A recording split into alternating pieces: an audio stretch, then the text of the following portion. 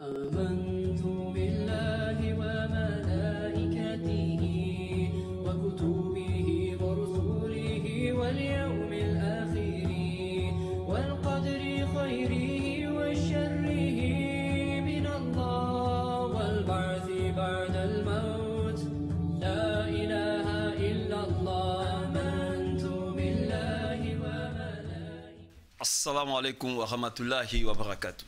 Ravi de vous retrouver dans le cadre de notre mission.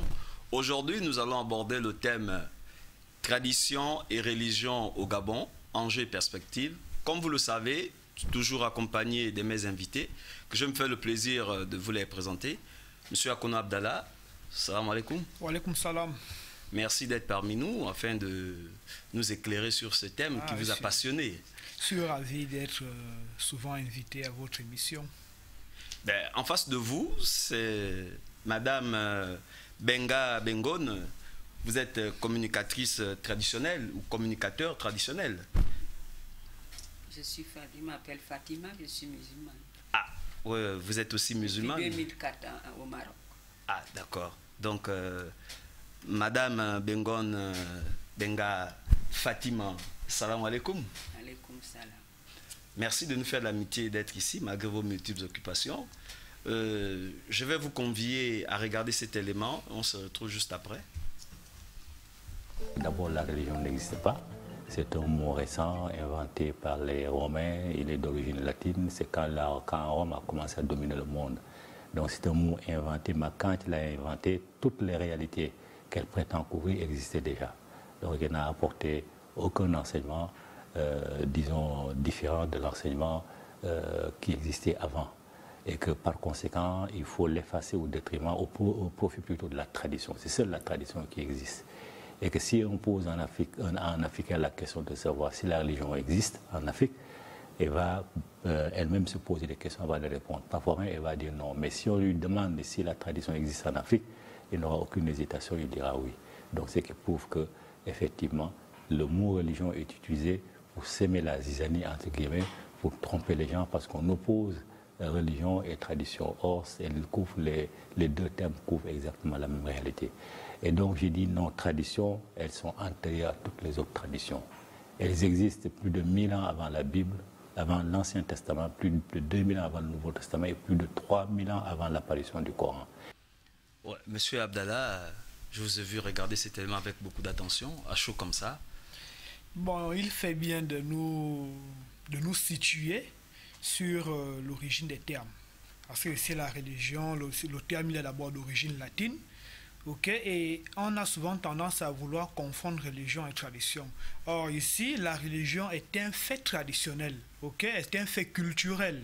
Donc on ne peut pas dissocier avec la tradition. Parce que la tradition peut se définir comme l'ensemble des pratiques ou l'ensemble des habitudes, des comportements propres à une civilisation et que l'on peut transmettre d'une génération à une autre. Madame Benga, Fatima, votre réaction suite à cet élément? C'est déjà un enseignement pour ceux qui le découvrent, mais c'est une confirmation pour nous.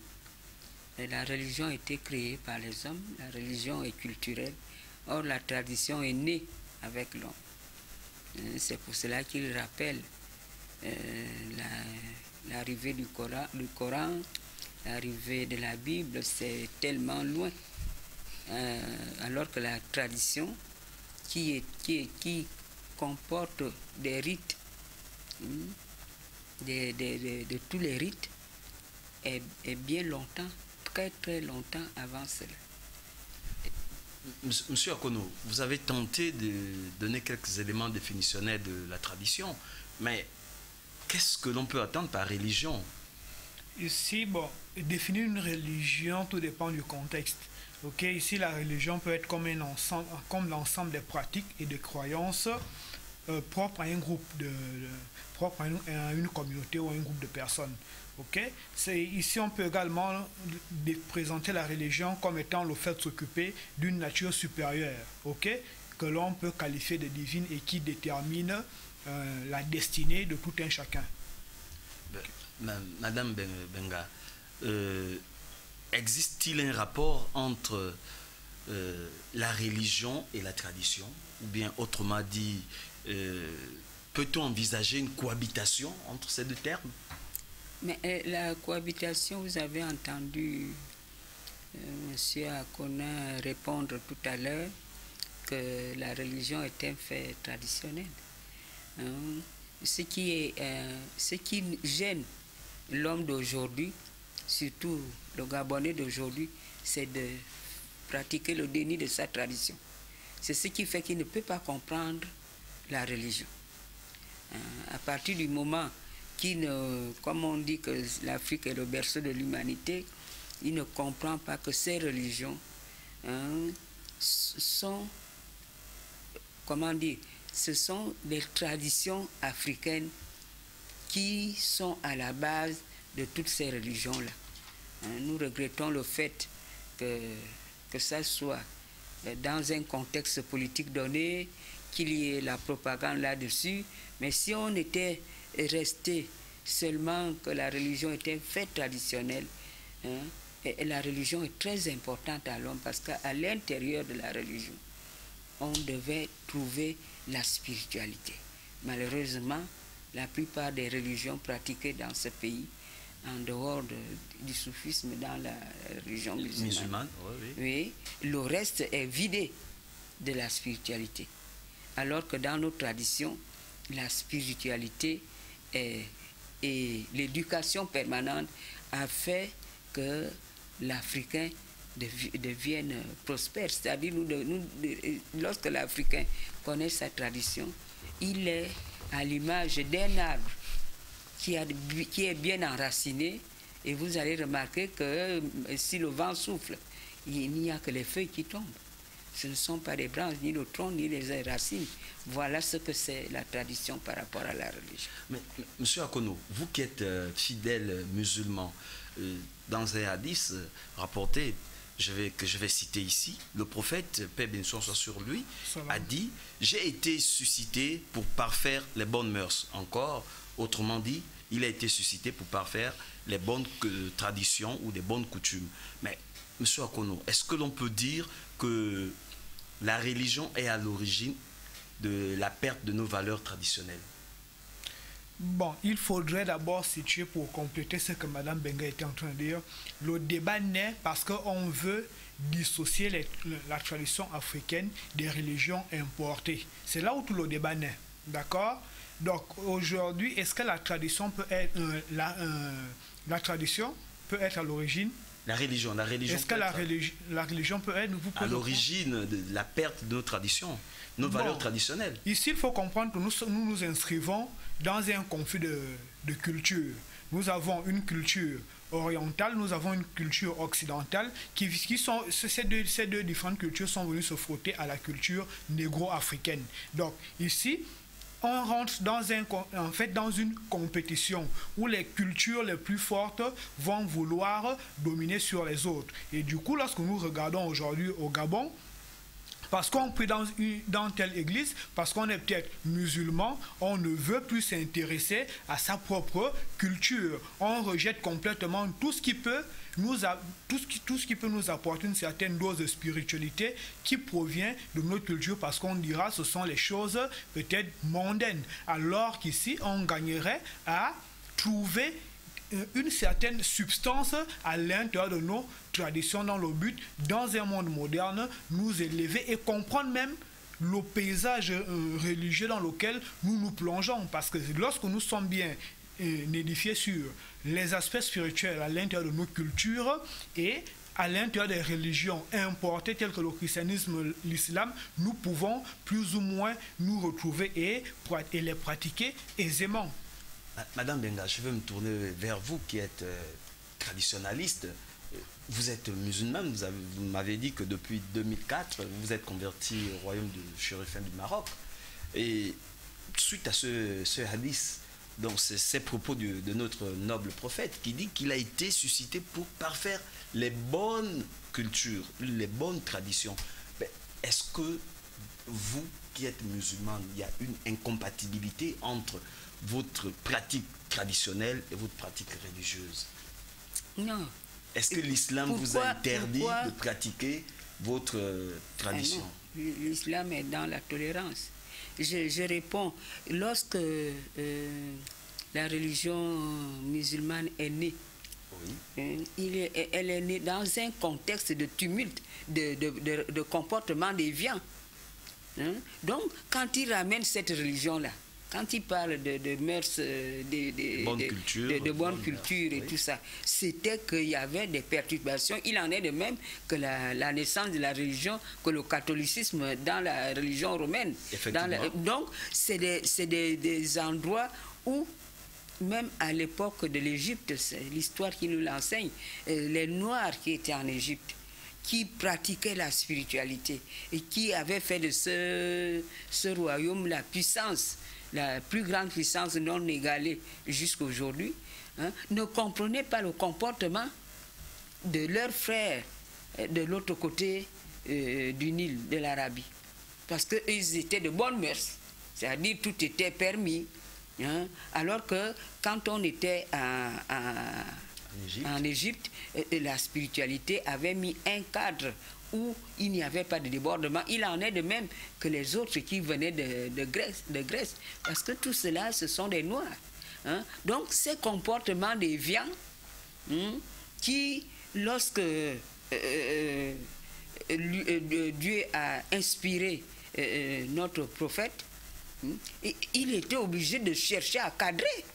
Ça a été dur pour eux-mêmes de l'autre côté, parce que déjà là-bas, les questions, c'est-à-dire les traditions étaient perdues, donc ils venaient pour redresser. Ça ne veut pas dire qu'ils viennent redresser ce que moi je fais aujourd'hui au Gabon. Ils redressaient ce qui se passait chez lui. Chez lui. La même chose aussi pour la religion catholique. Mais est-ce qu'il y a une compatibilité avec ce que vous faites ici au Gabon et la religion, qu'elle soit chrétienne ou musulmane? Nous vous disons que l'Afrique est le berceau de l'humanité. Effectivement. Je vous donne les exemples, peut-être même les musulmans, beaucoup ne savent pas. Oui, allez-y. Pourquoi la religion musulmane est en harmonie avec la nature, depuis le ciel à la terre? Aujourd'hui, quand on regarde le minerai, on voit le croissant, la lune. Parce que la lune a deux manières. Soit il est en D, soit il est en C.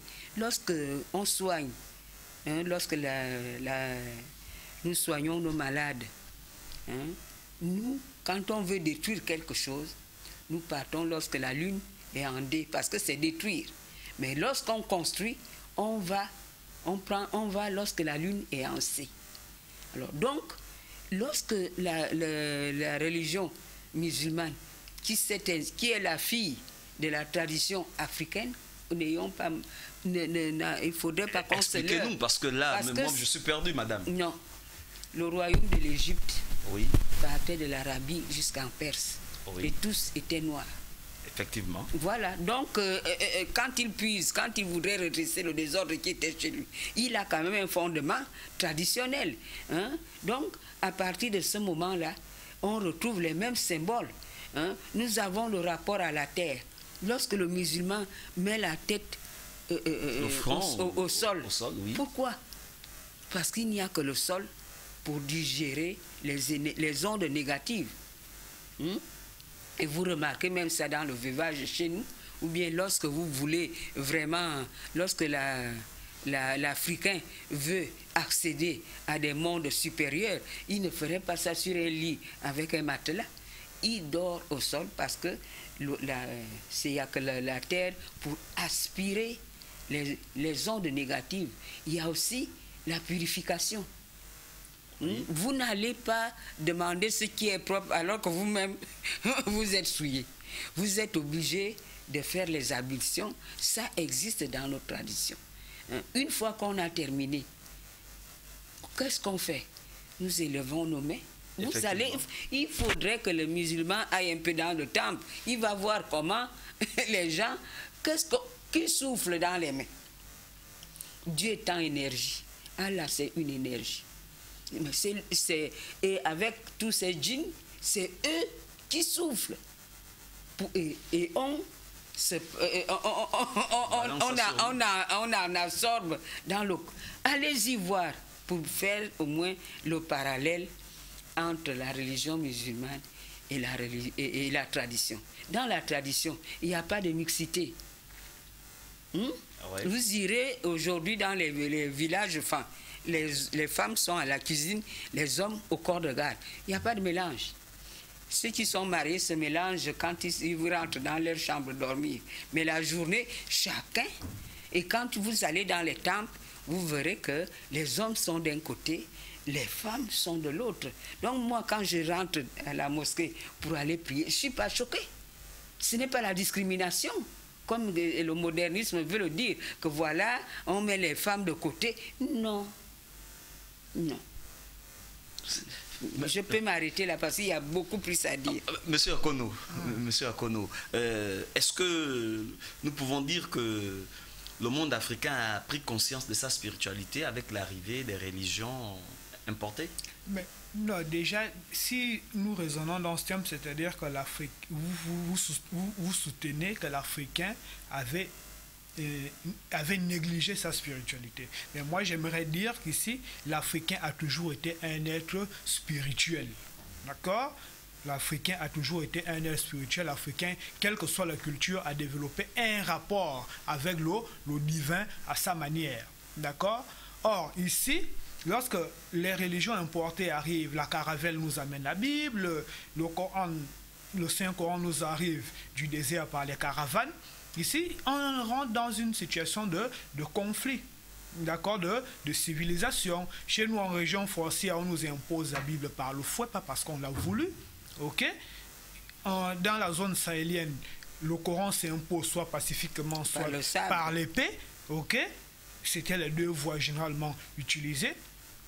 Mais ces deux religions ont trouvé qu'il y avait déjà des bases, spirituelles, et c'est sur ces bases spirituelles-là qu'elles se sont oui, nous avons une citation du roi de Belge qui dit aux religieux que vous savez que là-bas, c'est pas qu'ils ne connaissent pas Dieu, ils connaissent déjà Dieu. Ils connaissent déjà Dieu. Oui. Sinon, effectivement, l'Africain connaissait déjà Dieu.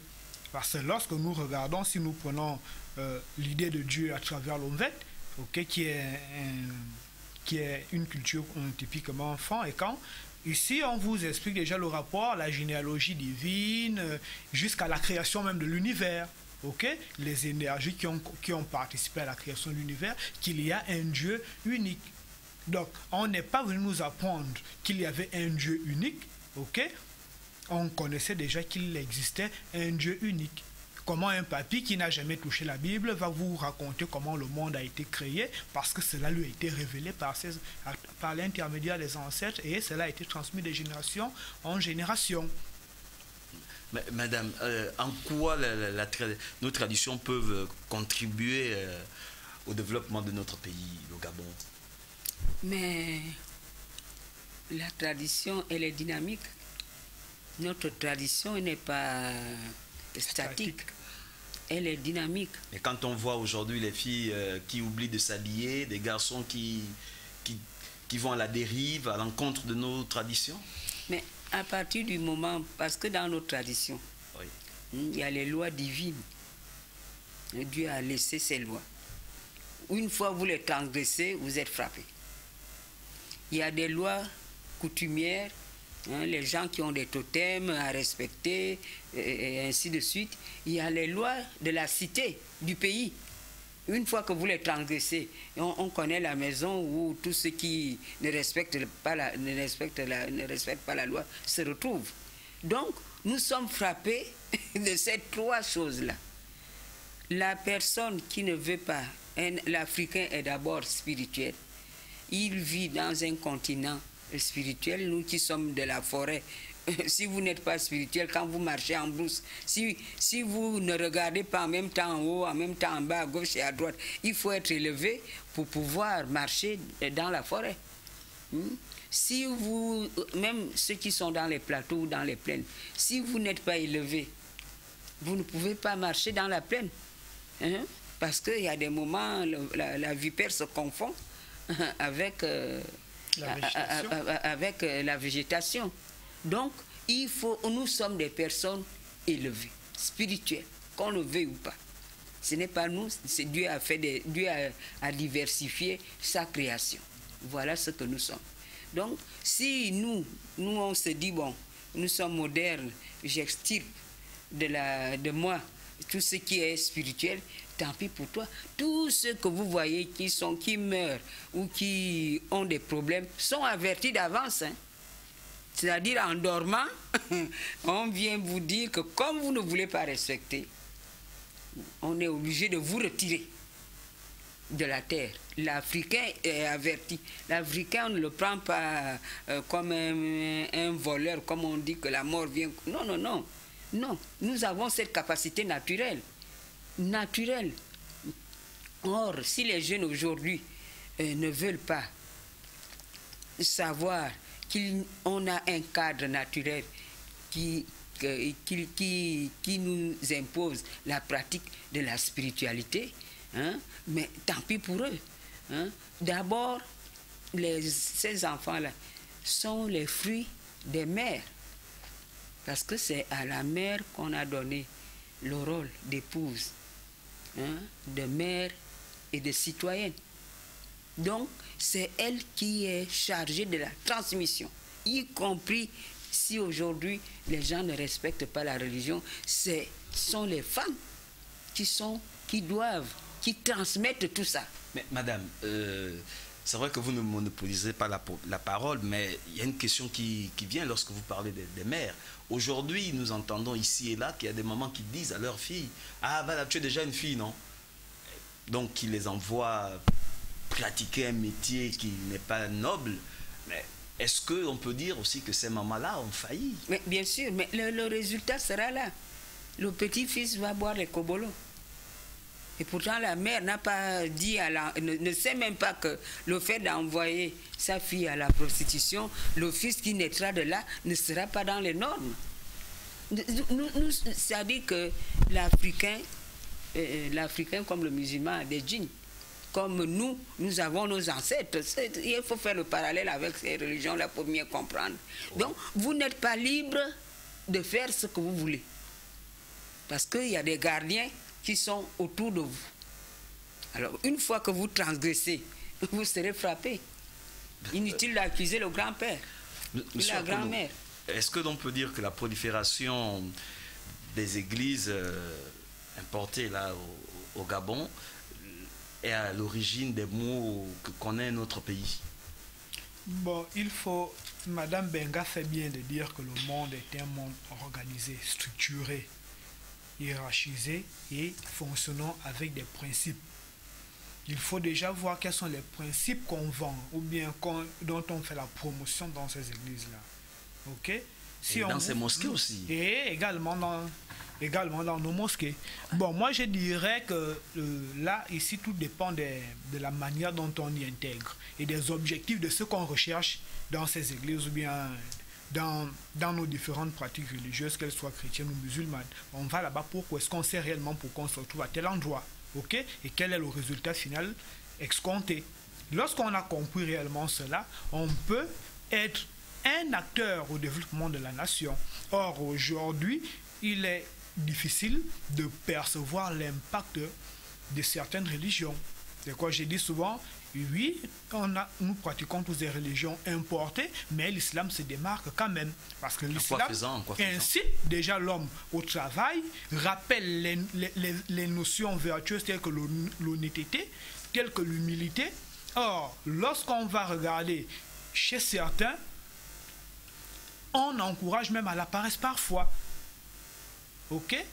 On encourage même à la désobéissance même des parents. Vous êtes dans une certaine église, si les parents ne prient pas dans l'église, on vous demande même de quitter la maison familiale, d'aller habiter avec un frère en Christ, alors qu'en islam, on vous recommandera toujours de respecter votre père, de respecter votre mère, tout comme dans nos religions. Moi, lorsque j'ai grandi élevé, dans nos traditions, moi j'ai été élevé par ma grand-mère qui aimait toujours me dire, respecte toujours les gens qui sont devant toi. Donc, la même manière dont nos traditions nous ont enseigné le respect, ok? Nous ont enseigné la culture même du secret, C'est la même chose qu'on nous enseigne dans l'islam. Or, aujourd'hui, dans les autres religions, dans certaines religions aujourd'hui, on vous demande même de renier les vôtres parce que vous n'appartenez pas au même bord religieux. Madame, vous qui êtes traditionnaliste, communicatrice, parce que vous avez refusé le terme, l'adjectif communicatrice, vous avez voulu communicateur. Madame, est-ce que il vous est déjà arrivé d'être confronté à la situation où l'un de vos parents qui adhère à une religion, qu'elle soit musulmane ou chrétienne, refuse maintenant de venir même vous rendre visite parce que vous êtes attaché aux choses traditionnelles, ce que l'on appelle aux choses occultes? Non, la tradition n'est pas occulte. Elle s'explique. Pour certaines religions, on dit que... Non. Non. Que vous êtes resté dans l'obscurantisme. C'est ce qu'il croit. Madame Benga, aujourd'hui, je crois que... Éclairez-nous. J'ai fait des débats avec les pasteurs. Malheureusement, ils ne savent pas qu'avant d'y arriver, aujourd'hui, il y a d'abord l'apprentissage. On ne chute pas quelque part. Je vous ai révélé que je suis musulmane. Effectivement. Alors, vous ne le saviez pas. Non, non. Non. C'est comme aussi dans la religion catholique. J'ai perdu mes parents étant jeune. J'ai grandi dans l'église. Ce sont les religieux qui m'ont élevé. Alors, moi, j'ai bu la Bible toute mon enfance. Est-ce que celui qui se dit pasteur peut connaître la Bible mieux que moi? Je ne pense pas. Donc, quand la tradition m'a formé pour venir parler officiellement de ce que nous faisons, j'ai pas de surprise. Donc, j'ai été préparé depuis ma naissance pour ce problème-là. C'est ce qu'on appelle le destin. Donc, quelqu'un qui a son destin déjà préparé ne chute pas le pouvoir. On n'arrive pas à maîtriser cela si on n'a pas de racines, si on n'est pas préparé. Or, la plupart des gens, par opportunisme, se disent ou imam ou pasteur. Or, nous sommes dans des endroits où l'invisible, parce que quand on dit religion et quand on dit tradition, c'est l'invisible qui gère. Une fois que vous transgressez, c'est pour cela que vous les trouvez avec des scandales, avec ceci. Mais un vrai traditionnaliste ou un vrai pasteur ou un vrai imam qui est allé au fond de sa religion et qui a reçu le droit d'exercer ce métier, il ne peut pas dévier. Parce que, par exemple, nous, les traditionnalistes, lorsqu'on nous initie au métier, par exemple, de ce que j'exerce aujourd'hui, je connais ma sanction. Ah oui, c'est le yin et le yang. On vous dit, vous respectez, voilà le chemin, et quand vous ne respectez pas, voilà le chemin. Et tous ces religieux, y compris dans la tradition, qui ne respectent pas la divinité, c'est pas, peut-être pour le moment on ne voit pas ce qui arrive à eux-mêmes, mais on lit ça sur leur progéniture. Voilà, donc madame, la malédiction, elle est visible. Mais madame, certains disent que ce soit vous les traditionalistes, il n'y a pas de différence, ils ne font pas de différence entre vous les traditionalistes et certains pasteurs qui disent aux fidèles que si aujourd'hui vous êtes, qui sont même à l'origine de la division de certaines familles, parce ils accusent, par exemple, ils disent à leurs filles que si aujourd'hui vous n'enfantez pas, mais c'est à cause de votre mère, c'est à cause de votre père, c'est à cause de votre grand-père, et que c'est aussi le message que fait passer certains traditionalistes, donc vos confrères dans la religion. Qu'est-ce que vous répondez face à cela? Le pasteur ne sait pas réparer. Quand il détruit, il ne sait pas réparer. Or, le traditionnaliste, s'il le dit, il saura réparer. Comment? Mais il y a des traitements pour réparer. Il y a la médecine initiatique, il y a la médecine curative. Tout cela, c'est à base d'énergie. La médecine traditionnelle n'est pas basée sur le physique. La médecine traditionnelle est basée sur des énergies. Le problème est que l'interprétation des pasteurs n'est pas assez solide. Mais quand un traditionnaliste le dit, on le dit par rapport à quoi? Parce que lorsque Dieu a réparti, Allah, nous sommes ici chez les musulmans, on dit Allah. Lorsque Allah, vous pouvez dire aussi Dieu. Oui, lorsque lui-même a réparti les rôles entre l'homme et la femme, c'est la femme qui a les énergies de procréer. Dieu a dit à la femme, c'est vous qui pérennisez l'espèce humaine. C'est de vos entrailles que sortira l'homme qui doit se multiplier, qui fera un pays, qui fera un continent, etc. Or, les femmes aujourd'hui veulent faire la politique de l'Autriche. Ils oublient ce deal entre eux et le divin qui sont condamnés, quelles que soient les époques, à pérenniser l'espèce. Et Dieu, en le disant, a donné les moyens de sa politique. Donc la femme transcende, la femme est capable de garder pendant 9 mois un enfant. Et quand il sort, c'est de la faute de qui? Quand cet enfant-là devient un délinquant, vous allez accuser qui? Vous l'avez gardé 9 mois. C'est pas le mari, hein? Le mari a juste semé, mais c'est la qualité de vos entrailles. Hein? C'est de cette qualité que sortira le citoyen de demain. Donc inutile de vouloir se disculper. Les rôles sont séparés. Monsieur Akono, vous voulez répondre bien?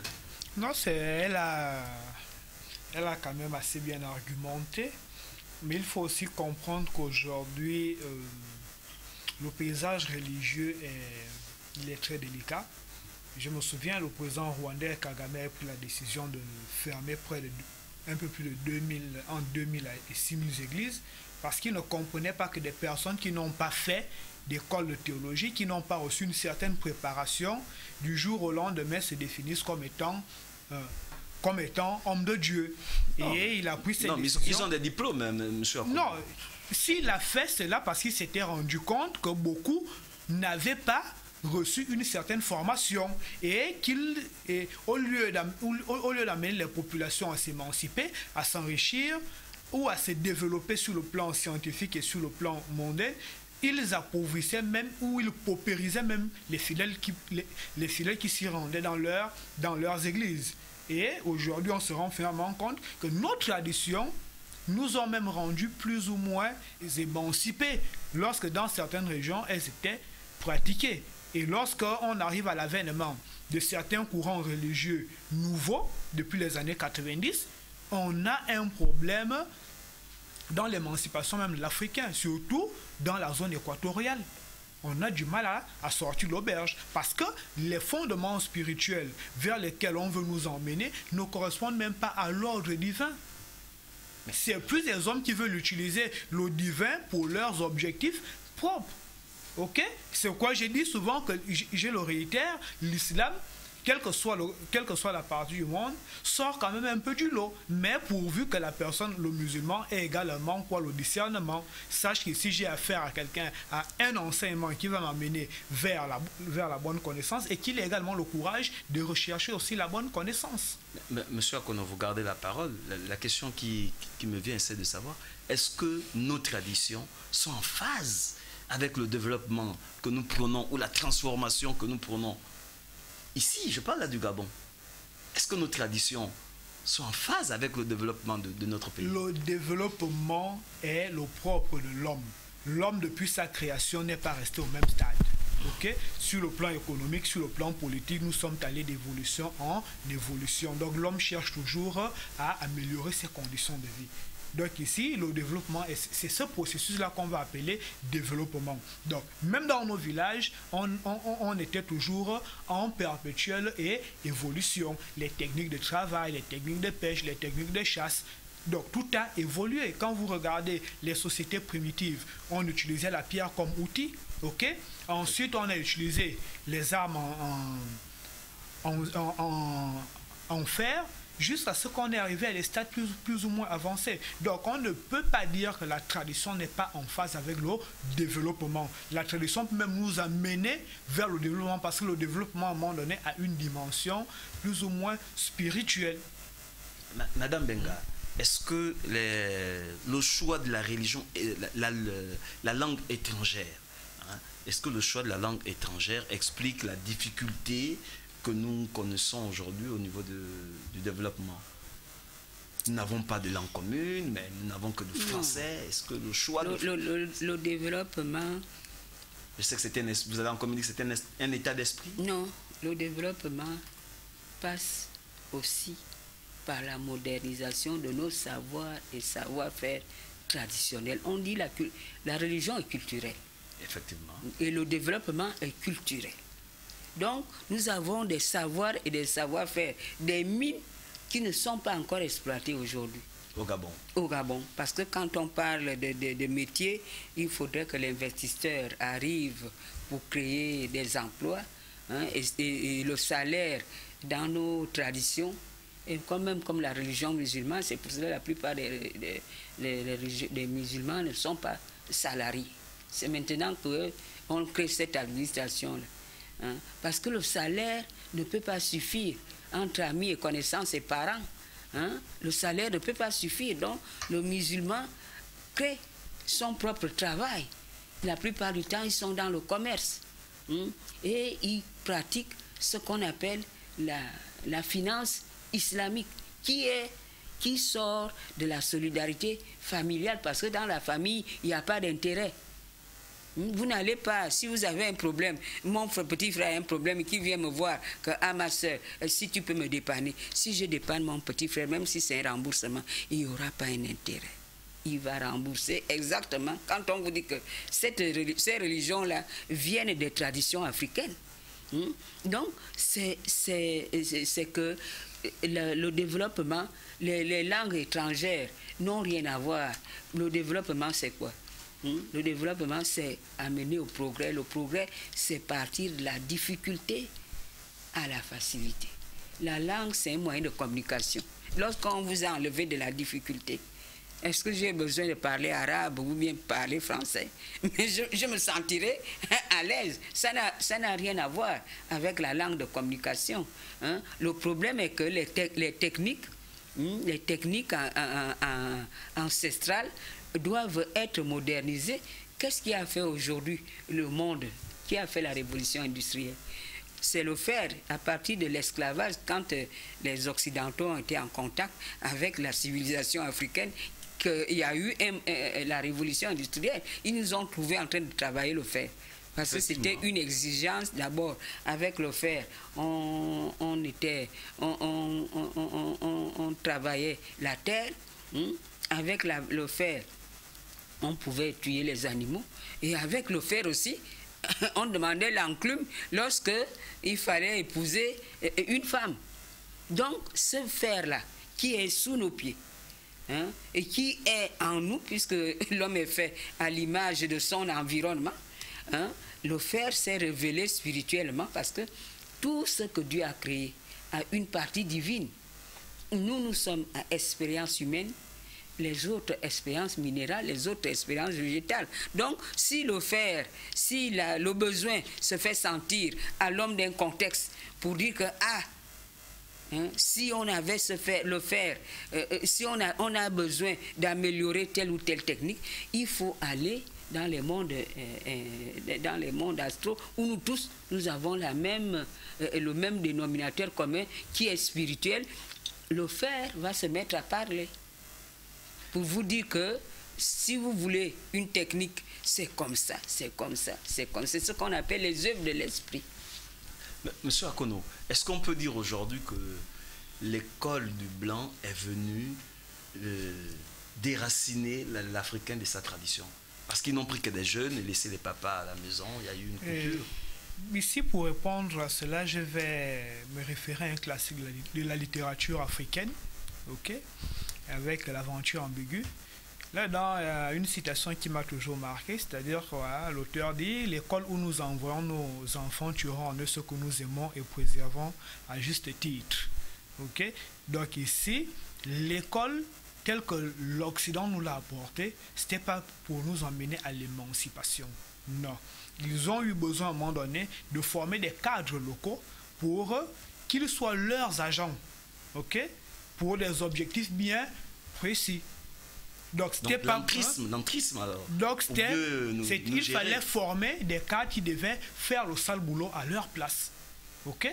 C'est pourquoi aujourd'hui, lorsque nous prenons l'Afrique subsaharienne, 50 ans, ce que l'on appelait les razzias dans la période coloniale. Près de 60 ans après, nous avons du mal à amorcer le développement parce que l'école vers laquelle nous sommes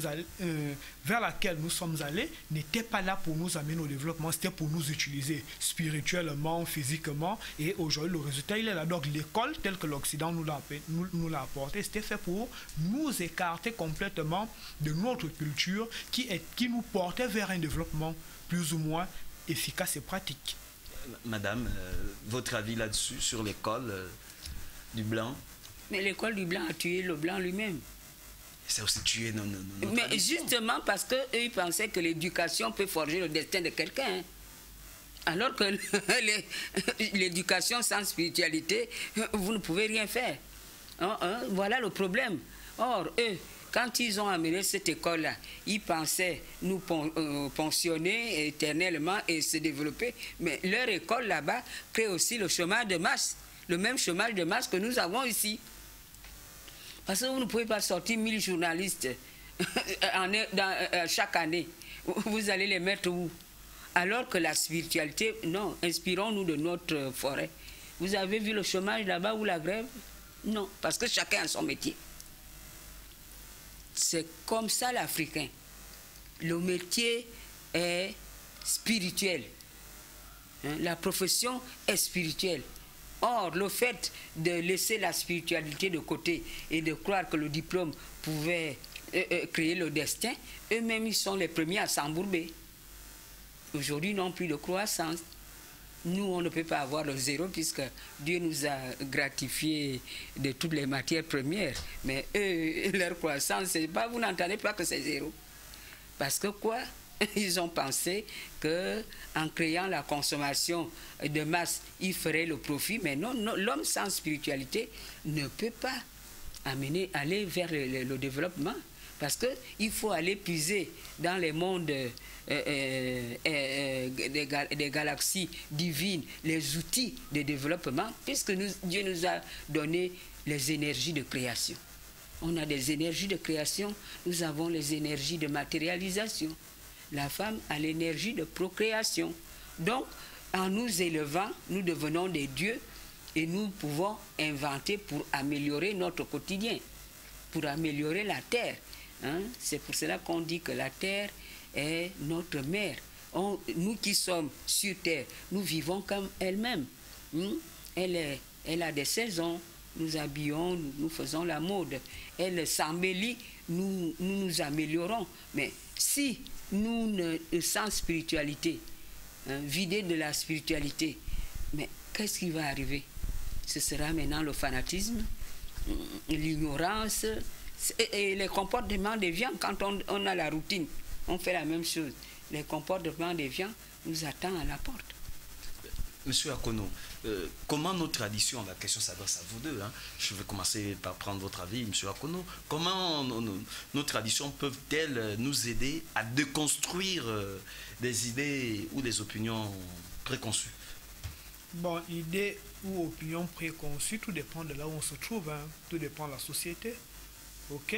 Dans l'Occident, en fait, moi je parle plus du Gabon. Non, l'idée préconçue l'idée préconçue, elle a été construite par le colon. Oui. Ok? Dans le but de nous empêcher de nous émanciper. Prenons déjà conscience que cette idée-là, qui a été vendue ou véhiculée pendant plus de 150 ans, n'est pas une bonne idée. Donc tout dépend d'abord de la prise de conscience. À partir de cette prise de conscience, on peut maintenant chercher des moyens de reconstruire ce qui a été déconstruit. Donc tuer le préjugé, ok, pour remplacer ce préjugé par la vérité qui a toujours été celle de nos pères.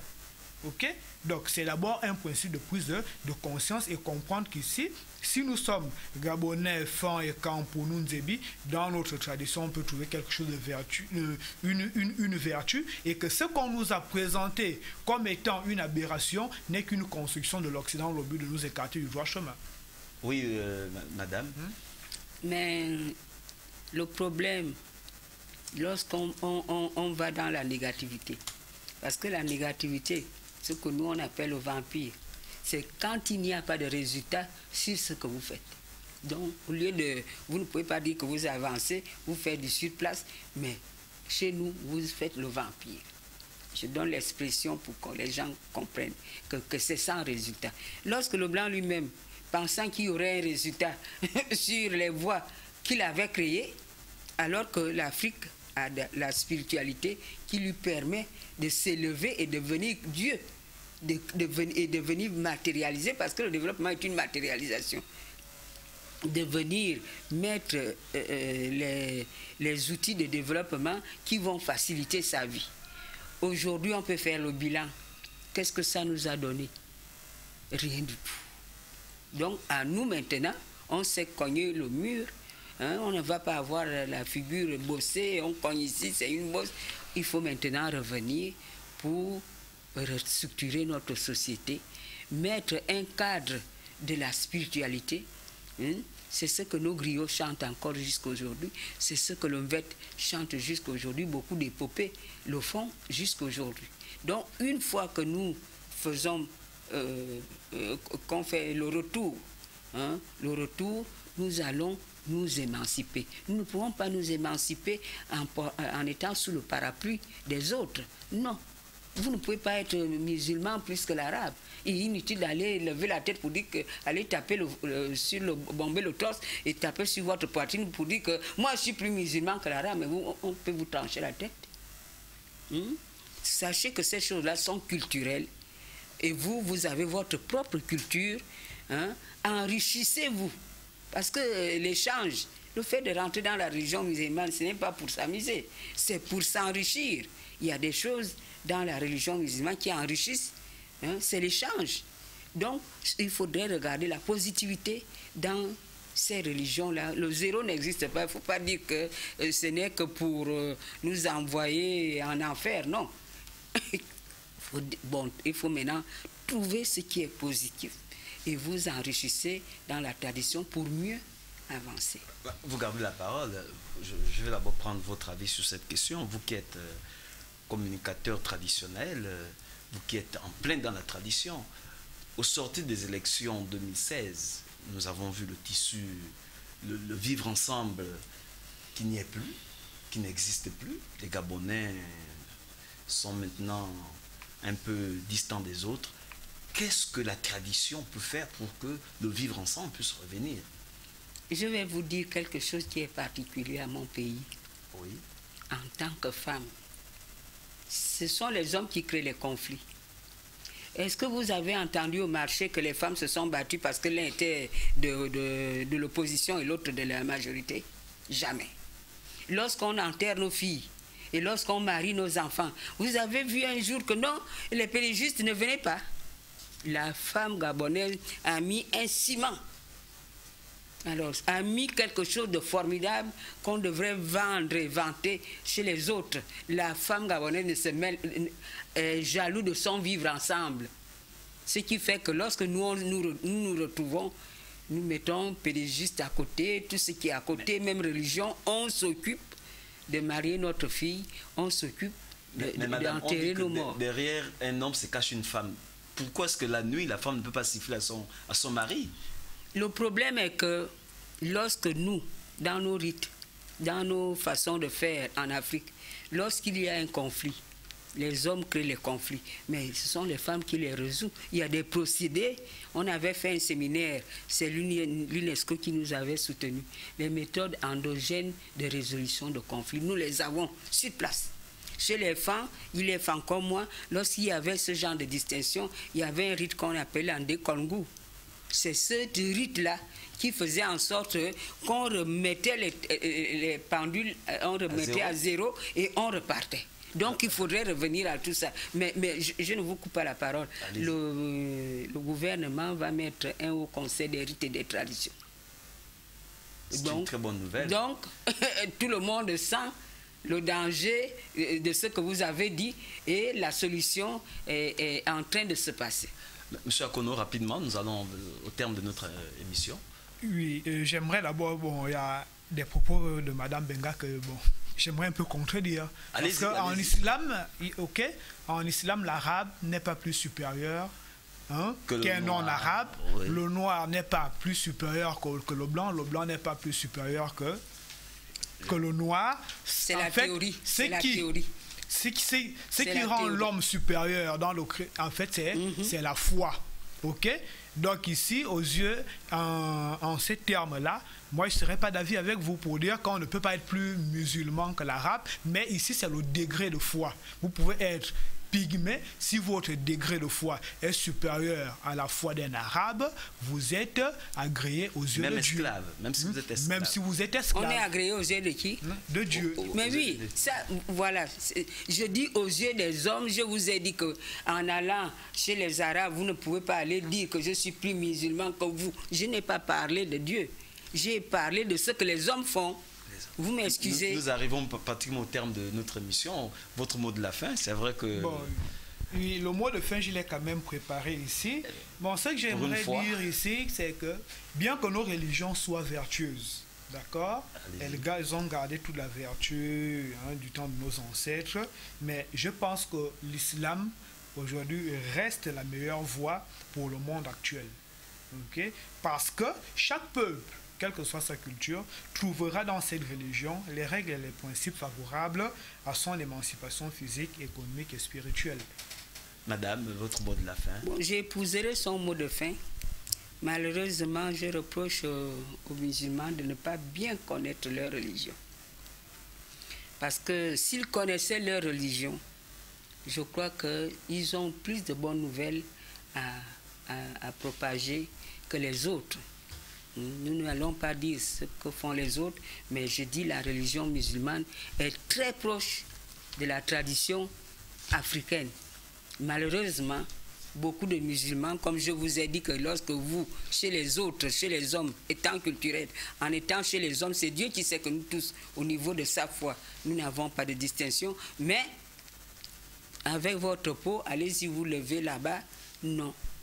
Donc, le musulman doit d'abord bien étudier la positivité de cette religion qui veut éradiquer la pauvreté, qui fait en sorte que l'homme ne mendie pas. Mais qu'est-ce qui se passe? Il y a certains qui passent s'asseoir au bord de la route. Est-ce que c'est la religion musulmane qui le dit? Non. Vous voyez les déviances? Il y a ceux qui crient qui font les prêches, qui sont incendiaires. Est-ce que c'est la religion qui dit ça? C'est une religion de paix. C'est une religion qui rapproche l'homme de Dieu plus facilement. Mais c'est dommage. Qu'est-ce qu'on va y faire? Mais à l'Africain de trouver la positivité dans cette religion-là. Il s'en sortira mieux. Merci madame, merci. Mesdames et messieurs, nous sommes arrivés au terme de notre émission. Nous disons comme ça merci à nos invités de nous faire l'amitié d'être ici afin d'échanger sur ce thème qui est très, très, très évocateur parce que nous avons, là je tente de voir certains messages, qu'il y a aussi des prédicateurs qui veulent participer à la prochaine émission, mais nous allons voir. Merci de nous avoir regardés aussi fidèlement. Excellent début de semaine, bon week-end à vous. À la semaine prochaine, Inch'Allah. Salam alaikum wa rahmatullahi wa barakatuh.